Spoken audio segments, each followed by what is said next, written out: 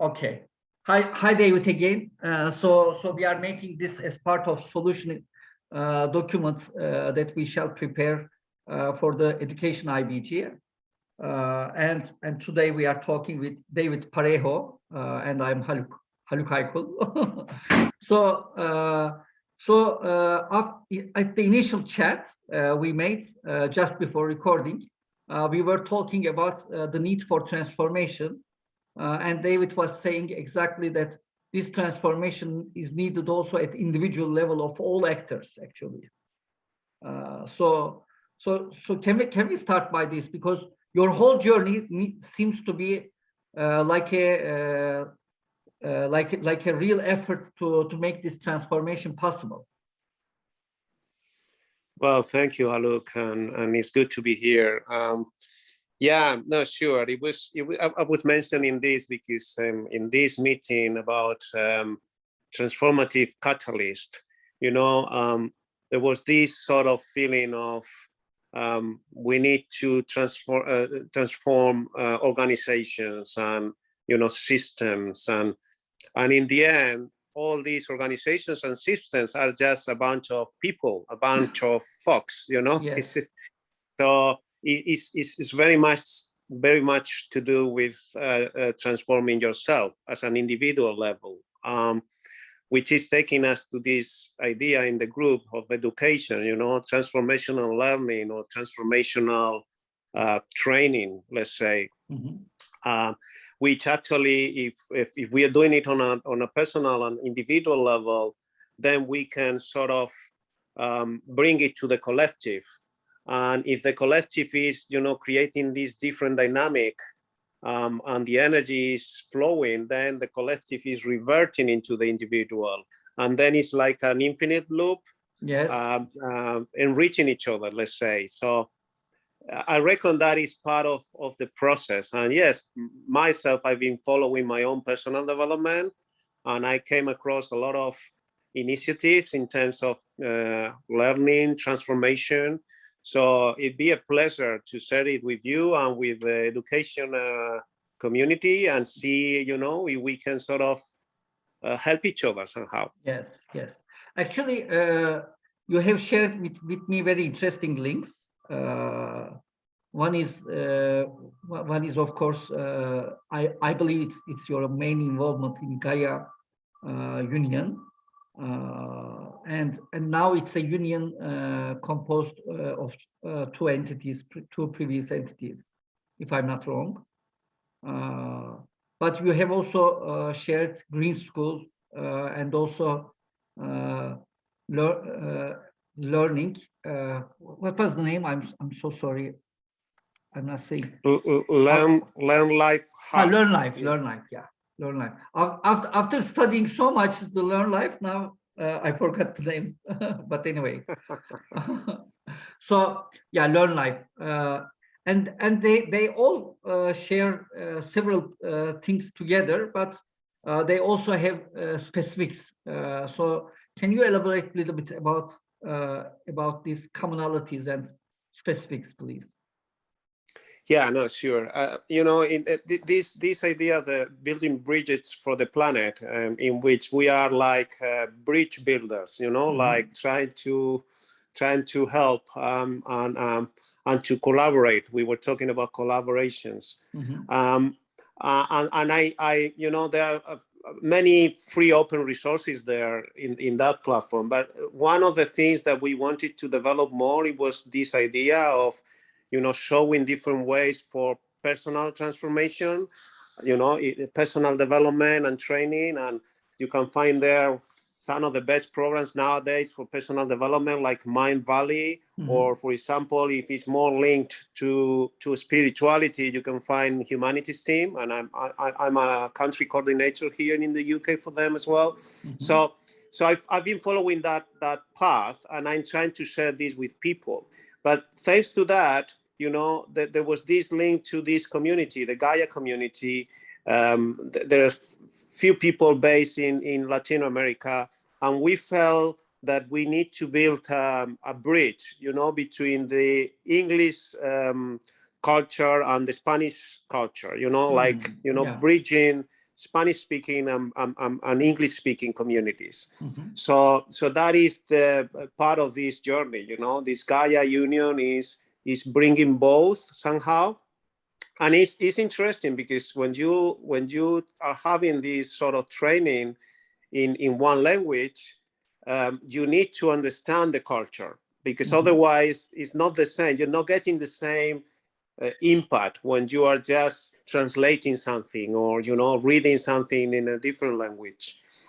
So we want to bring that energy together. So that is part of the journey, and then we bring in different programs, but also we bring in building community around them. And that's Mm-hmm. what I felt when I see all the programs that are, like this Learn Life.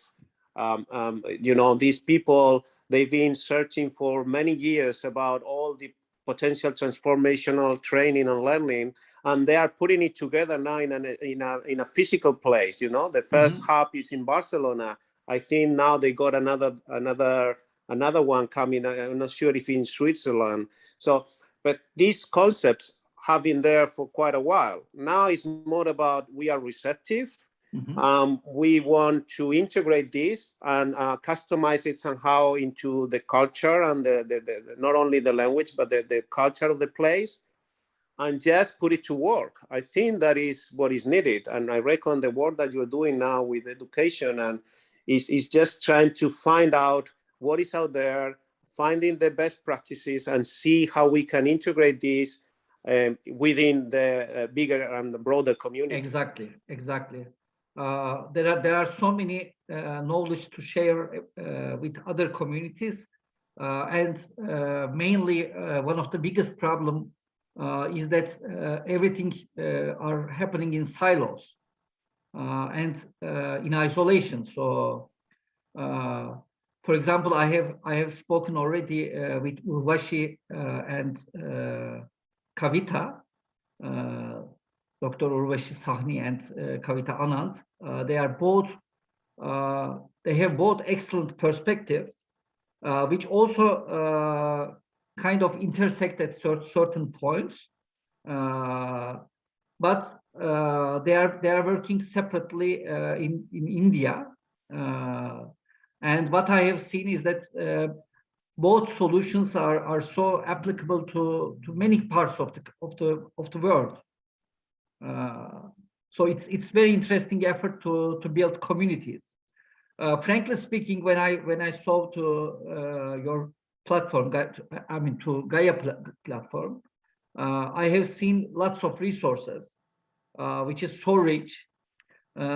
Normally, I watch lots of videos before making these types of interviews, but your resources are so much that it's practically impossible to do it before a research. But I have seen very interesting videos. I would say that anyone can get some hints.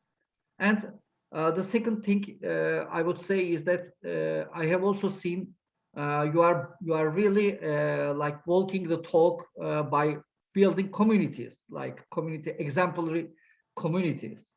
Can you a little bit tell me more about these communities? Like how successful are they? How much they are in the path of development? How replicable are they? Are they for other locations and other parts of the world? And one more question: how do they sustain themselves as well? Yeah. I think because in the end, everything is sort of interconnected, isn't it? When we are talking about training, the thing that I discover is, people like Mind Valley, they are talking about a school of transformation, but they want to go to and touch millions of lives. So everybody now is saying that becoming a millionaire or billionaire is not anymore about having $1 million, but touching million lives. Yeah. So they are all trying to see how they can build up community around all these programs, which is quite a challenge, basically. But looking into the different initiatives, what I realize is, when you're doing your personal development programs and all of this stuff, is very individual, and then motivation is always an issue. So they wanted to build up communities through the technology. For example, like saying, okay, you are following this program, so now you can become part of Facebook or any other platform, and then you can sort of share your ideas, you can talk to people at the same time you're doing it. And it was another way to motivate people to do the program, because there is also this, lack of motivation that you start a program very, very active, very energetic, and then suddenly, for some reason, you get caught into the daily basis and you don't finish the programs. So that is happening as well. So learning from that, I saw different initiatives and said, okay, so it's not just about the training. It's as we said, you gotta do the training, but you gotta build the community at the same time. This is the loop. So it's not training without community and the other way around.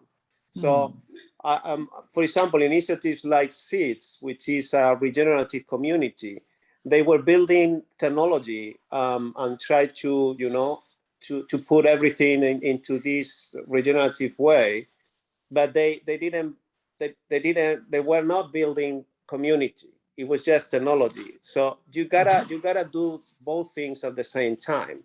So that's what we are doing in Gaia. In Gaia, we are building the community. Many people, getting together online, but then you got in every place, you got people as well there. So using the best of both worlds, the best of the technology online and the best of the people and communities on land, online and on land. And again, is it happening? Yes, it is happening. There is still a challenge. Do we have all the answers? No, yet. This is an evolving organism, and there is a lot of experimentation. So we do share the vision. We do share the principles, the values, which is sort of making the community to attract to each other somehow. But there's still some challenges. And I think that is what we are trying to build up something. My view on that is we still need to get into a level in which we are passing from this idea of, we are overcoming this idea of commitment for goals into natural outcomes from authentic conversations and connections. So the way to really develop new initiatives and building community is just saying, okay, we need to take the time to connect, to build the relationship and to bond. And if you are able to get that in place, then that energy will sort of create the environment to co-create initiatives. That is what we are doing now in these communities. And again, it's an adventure. It's still in progress, work in progress. But we are also having fun. To remember that we need to have fun in anything we do. So, yeah, very interesting times. And I'm sure lots of very interesting connections are arising also out of these communities, for sure. Yeah. Even in the building bridges for the planet, I was making a lot of research about intentional communities all over the world. You can see there are different communities in, whether they are in Latin America, in Alegria Village, or in Portugal, Tamara, or in Bali. You got different communities all over the world. Like, but when you look at them and you approach them, it seems that in many intentional communities, there is a lot of energy in the beginning, but then for some reason it's temporary. People still, there is something missing there. Most of the time, what I heard is that sometimes the governance is an issue, making decisions, the lack of resources, or the connection between the traditional resources, money-based, and the local base. at some point crashed. So that is also something that is good to learn and try to see different perspectives to overcome those problems. And that's why there are other initiatives like the digital regenerative economy with seeds, or having a good use of the technology, including digital money, or all of this stuff is also a possibility. And recovering local farming through local currencies. All of this is just there. Yes. So what we need to do is we don't need to reinvent the wheel. We just need to look at things and see, again, what are the best practices, and see how we can adapt them to the communities in different places. Do you believe that a different type of currency can arise from it? Because if I'm not wrong, seeds try to have a currency out of this whole different lifestyle and different goal setting, let's say. Yes. I mean, I've been in seeds for quite a while. I was curious about it because I love technology, so I was aware about the blockchain and crypto and all of this, and I know when we do a good use or we abuse the technology, and unfortunately with the crypto we abuse it, and the image is not that good. But the technology itself is neutral, and blockchain is good because it's giving you this transparency and traceability. And in the end is what we are looking. We said earlier, we need trust. Yes. So using the technology to gain trust, it could be a possibility. So with seeds, again, the idea behind, because again, the principles, the values, and the vision is the same. It's just, a regenerative world based on abundance. And for sure, our current system, money-based system, is bringing more scarcity and struggling than abundance. So, all these concepts and visions are there. Now the technology could make it happen. But right now in seeds, it's not just about the technology, which is amazing. They spend a lot of time, they invested a lot of money and resources on that. It's about the community. It's changing your mindset. How are you going to use that? First of all, you got to trust, in the system, in this system and this community. And still people coming and going with this whole idea, no, this is scam, this is speculation and blah, blah, blah. From my point of view, seeds is not just a name. It's a group of people. I got my friend list with many people. I spend time to talk to each other, to do one-on-ones. You know I love one-on-ones because then you get to know each other. Yes. And if you trust those people, then you could really use that technology in an eco village or in any other project. So that is what is happening now. The technology is there. People are starting to trust, and they want to start to do these pilot projects in different places, coming from online to on land. And when those projects are in place, I reckon people will say, wow, so it's true, it's happening, and it's working. So that is, again, like what is happening right now. And again, it's quite interesting. Let's see, because we love to, I love to put this in practice into this other initiative about collective self-consumption in Spain and Portugal. And it's linked to the energy.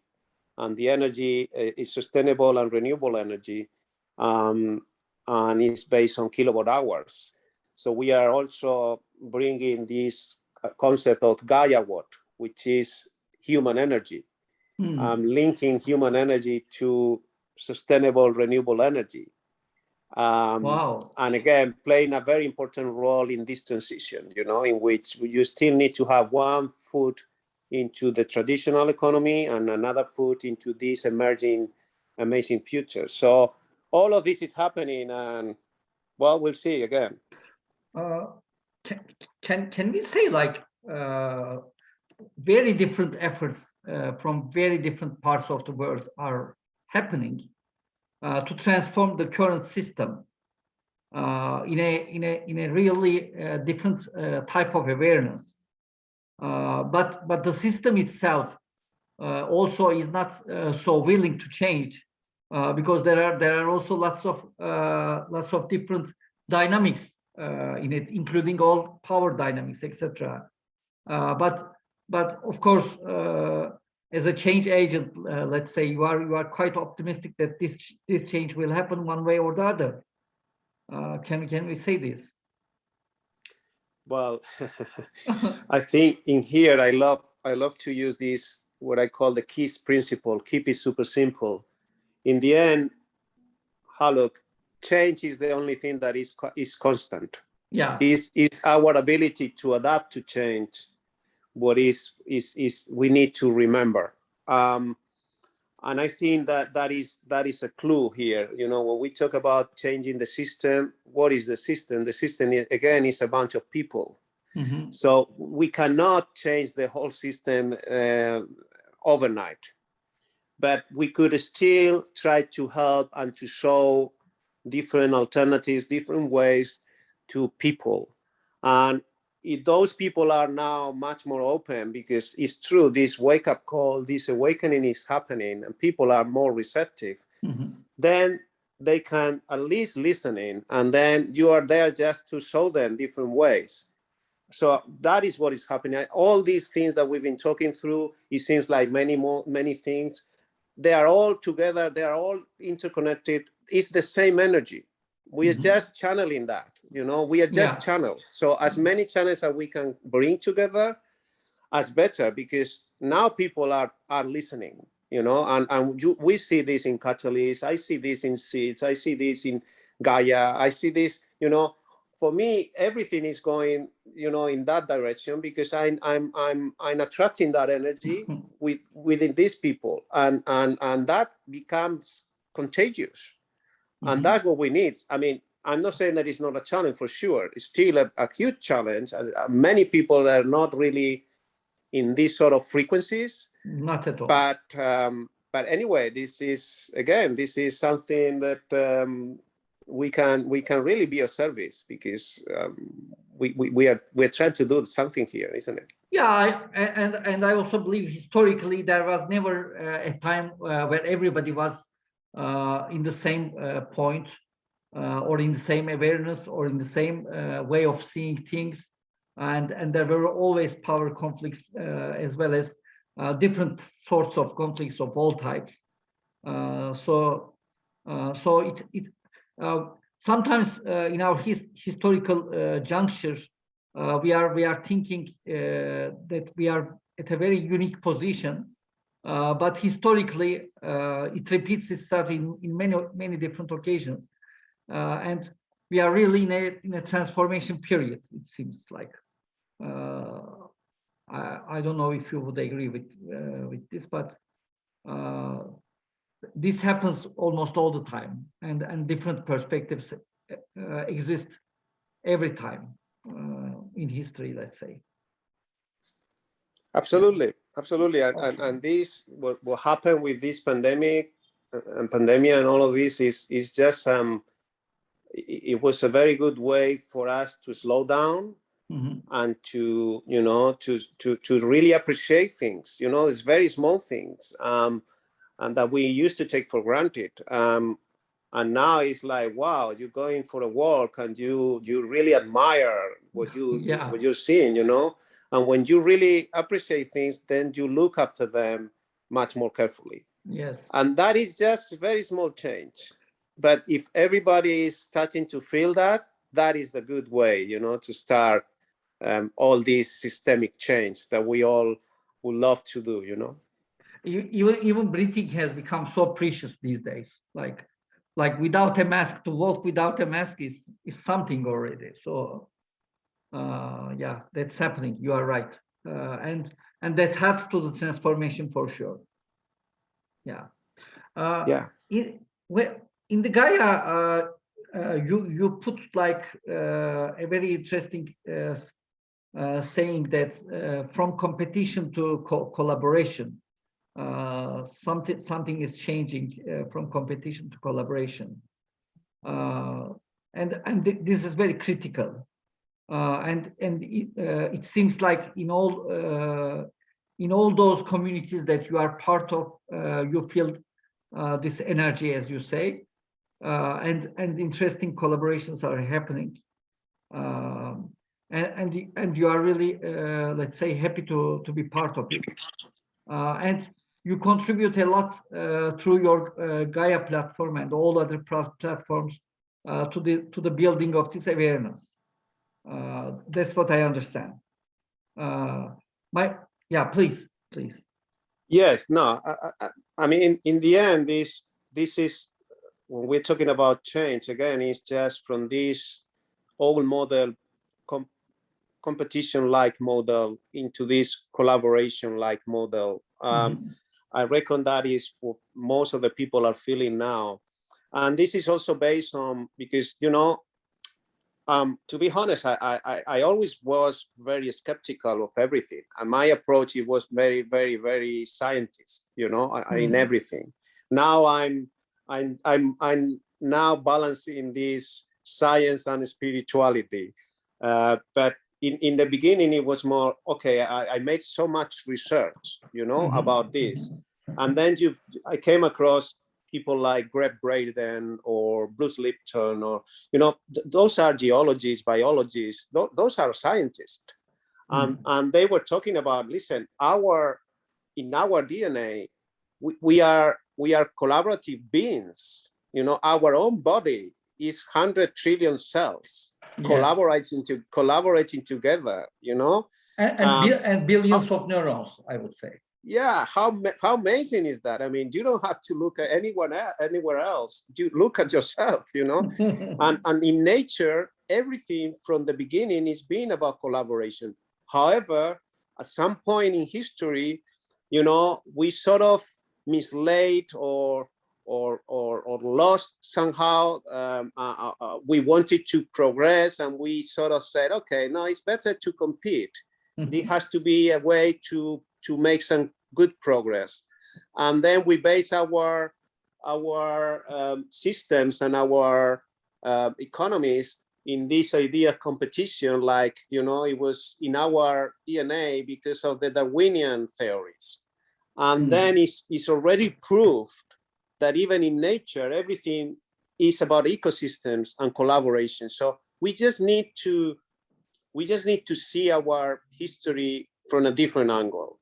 And that is part of this process. You know, when we are talking about, in the end, remembering who we are and trusting each other, it's about that. Is okay. Perhaps what we thought it was our reality is not like that, and it's more about limited beliefs based on the past. And if we question the past and see that there is a completely different way of looking at things, and much more according to what we really feel and what we really are, then is when we can also really make these collaborations and collaborative ecosystems a reality. And not only a concept that is really good, but very utopian. No, we could make it happen because it's been there forever, you know? Yes. So that is the idea of the communities, and this idea of healing the past by just, again, remembering that we are collaborative beings. But it's an excellent lesson to take from you, to say that healing the past. I would really underline the healing the past part, and especially when we refer to past, we don't refer to hundreds of years. We refer to the last 200 years, where we have invented all these totally competitive perspectives, or we have strengthened totally competitive perspectives, I would say. Okay, so I want to ask, since we are part of Catalyst movement and Catalyst 2030, and since you are a real, let's say, advocate of both SDGs and as well as collaboration, the idea of collaboration, what was the best collaboration you did so far, and What were the results? So in Catalyst 2030 is being another very interesting journey and adventure, because again, I wanted to get to know people. So I through these working groups, I already met a lot of people. With many of them, I tried to do one-on-ones, and it was amazing. And then I came across to a few people. We wanted to actually go even further. For example, we got Asha and Thomas, and in the beginning it was also Eller. We just decided to do something together. So again, we spent time just to co-sense each other and to create this sort of bonding. And we created this idea of 4Regen, which is four generation for regeneration. And this is built within Catalyst actually as a way of, okay, well, we've been practicing with ourselves different tools for connection, like, theory of view, theory of change, dragon dreaming, what if, many things we've been practicing, and it did work for us. We wanted to put it there to try to bring this energy to Catalyst, and actually we are now in the well-being and bonding group, and there are other groups that are willing to collaborate. So this is one of the most special groups, I could say, that we are, because it's to do with what we are saying now. It's just people experimenting and then bringing this energy for the good of the collective. So that is a very good one. And then with other people, there are so much synergies, so many synchronicities. So sometimes it's this networking, as you said, that the people are leading you to this and these links or this and these organizations, and then everything that I'm gathering, I put it into the platform. So I got a lot of links coming also through Catalyst. And now we are developing these regional chapters, Europe chapter. Yes. And then from the Europe chapter, we've created this fun and friendship and co-learning and collaboration. So I reckon more and more energy will come. And again, it's more about the people there taking the time to know each other, bonding properly, and then I reckon many more natural outcomes will come in terms of things that are, you can really show to people. Exactly. And I will say also that one of the best, best in the negative sense, but one of the worst weapon of this system, of this existing system, is to divide people according to age also. So intergeneration is such an important concept. Like people are so divided through their ages, but when we look at communities, especially the essence of communities was to connect the young to the old. So this reconnection has to be gained space for sure as part of education. And personally, when I look to the education of the child, I see that grandparents are excellent teachers for their grandkids also. If they achieve not to be authoritarian, let's say, they become the best tool of learning for them, and vice versa also. I'm working with lots of young people, and I learn so many things from them all the time. This is amazing, I would say.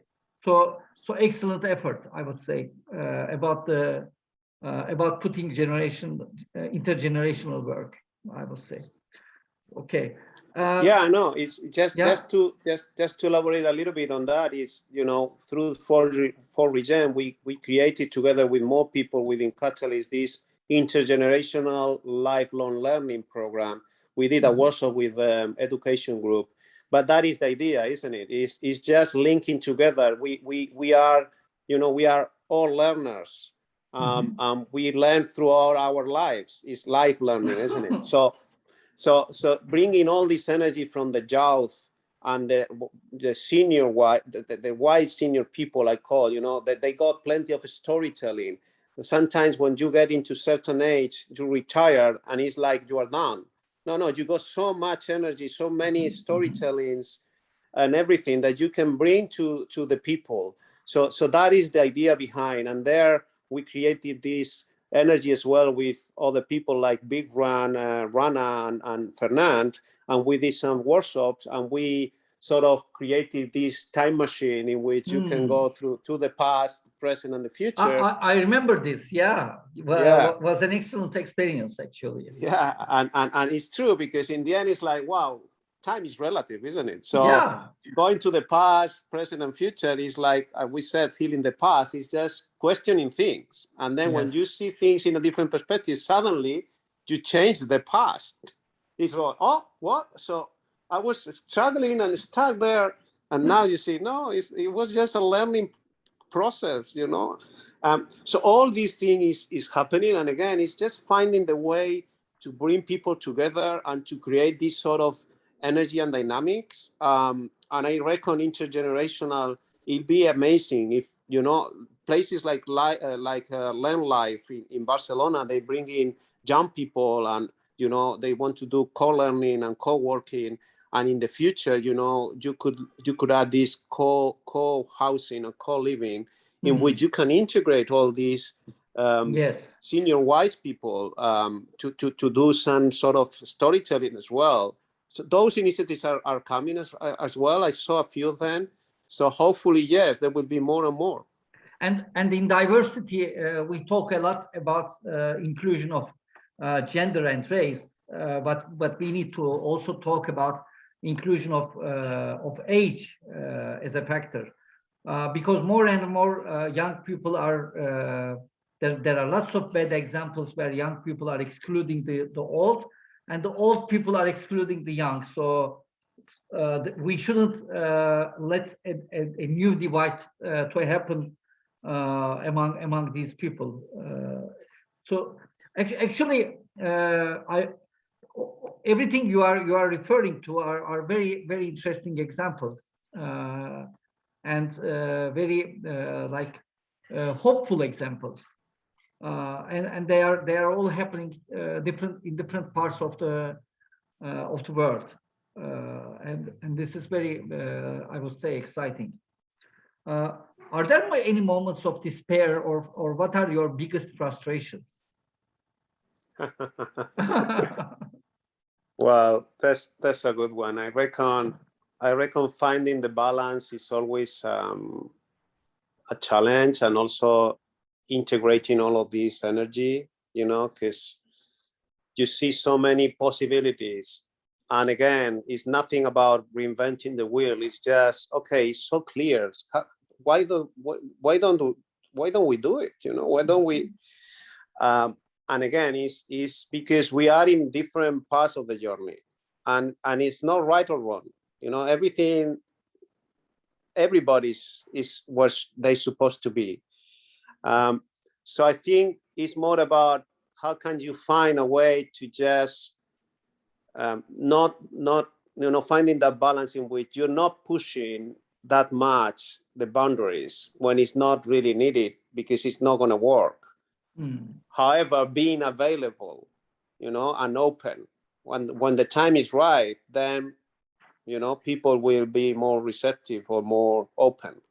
So I think that is the thing. If we all could sort of deal with our own fears and frustrations, and our own ego mind, because the ego mind is always a very, very big challenge, then we can sort of transcend, to the next level.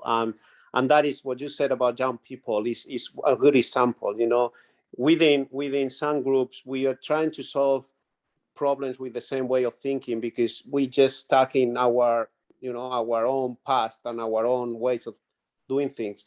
If you bring this energy from young people, then you change the dynamic completely, because they are bringing also new and fresh ideas. It's not that we need to solve their problems. They can help to really, solve together all these situations. Oh yeah. So I reckon that is a perfect example. That let's bring as much energy as possible, and let's do it together. Mm-hmm. I see. When we think of scalability, I have a totally different question now. When we think of scalability of all these new emerging things that are happening, what do you think is the bottleneck? Like if we do what, shall we scale everything faster? Well, yeah, things like replicability, scalability, Mm-hmm. and also when we're talking about technology, interoperability. That is, again, I think that is the core of the thing, isn't it? Because we're talking about collaboration, but then when you're talking about technology, most of the platforms, they don't talk to each other, or they are just bringing something, but they go of their own things. Mm-hmm. That then you need to sign up in like 10,000 different platforms because they are not compatible, or they are not. Yeah. The same is happening with blockchain. One of the things, it was, okay, blockchain is going to be different from the financial system, but then everyone is developing their own platform. Mm-hmm. You need to have this interoperability. You need to think about that in that different way, because otherwise you are creating the same problems with different names. So I reckon everything that we do in terms of initiatives, projects, technology should have this imprinted in their DNA, like being replicable, meaning you need to be open, like many people are doing now, open resources, open source, interoperability.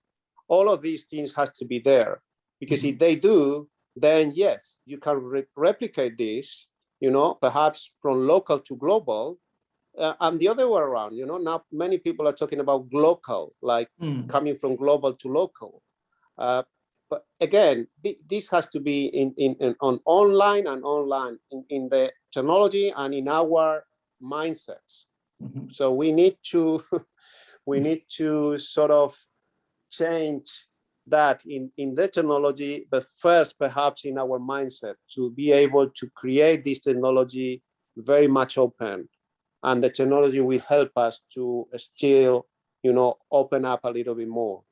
So I reckon those are the challenges. So the bottleneck is the same, basically. Yeah. Just changing our mindset. And in some of the initiatives here, yes, we are creating, for example, the Gaia passport. The Gaia passport, meaning, nowadays a passport is a sort of document for you to sort of travel free, through places. And nowadays, with all this pandemic and all these restrictions, it's been questioning, wow, do we really have passport? Do we really have freedom? All this stuff is happening. So the Gaia passport is a way to replicate and scale it up, because it's like, okay, all these eco-villages or communities, you will be a citizen of Gaia, so you will be welcome here, and then you will feel that all the principles and values are the same in these places. And then you can develop that, your own currency and your own things, and then that could be a good way to sort of replicate principles, values, and regenerative ecosystems. Like say, I'm very inclusive. Gaia passport doesn't mean it's just a VIP passport. It's just, listen, this is our view of the world with these values and principles, and it's open to everyone because we are all citizens of Gaia. Yeah. So that could be something in terms of technology, community, a bit of a spirituality when we talk about changing our mindsets. I wish it could happen also land-wise, because because these geographical divides are so strong and so unpassable for many. Yeah, there's really this incredible, let's say, geographical barriers. But hopefully technology is providing us really to get connected with many others like-minded people. Of course, there's a big progress, but there are still lots to go, I would say. Yeah, but Haluk, you know, there is, for example, in the SEEDS community in Gaia, we talk about bioregions. It's not anymore about frontiers or barriers or political things.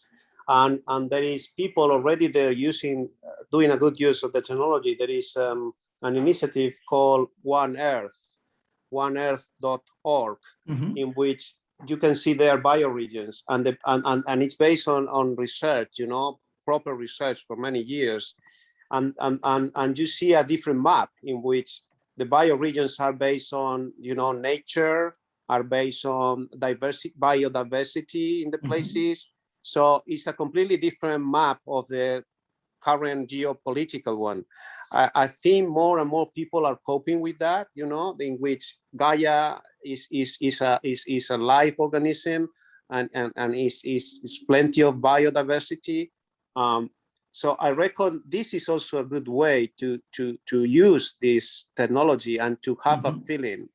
And then you know, this idea of the overview effect, that is what happens to the astronauts when they see the planet from above.